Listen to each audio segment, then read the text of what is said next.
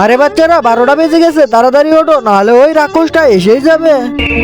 আরে এরা তো উঠতেছে না, এরা যদি না ওঠে তাহলে ওই শয়তান রাক্ষসটা এসে আমাদেরকে শেষ করে ফেলবে। আরে স্যার কি হয়েছে? আরে বেটি 12টা বেজে গেছে। কি?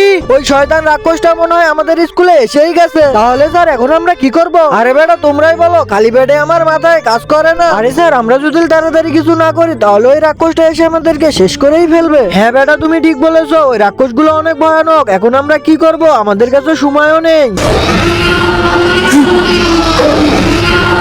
আরে ওই রাক্ষসগুলো তো এসে গেছে। আরে এখন তো আমরা শেষ। আরে বাচ্চারা সবাই সিটের নিচে লুকিয়ে পড়ো। ও তো একটা বাচ্চাকে মেরে ফেললো। আরে এ তো আরেকটা বাচ্চাকেও মেরে ফেললো। আরে এ তো আমার ভাইকেও শেষ করে ফেললো।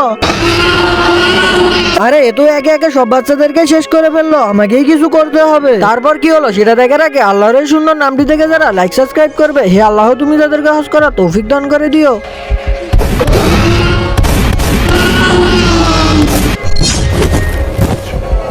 আমিও শয়তান রাক্ষসটাকে শেষ করে ফেলেছি।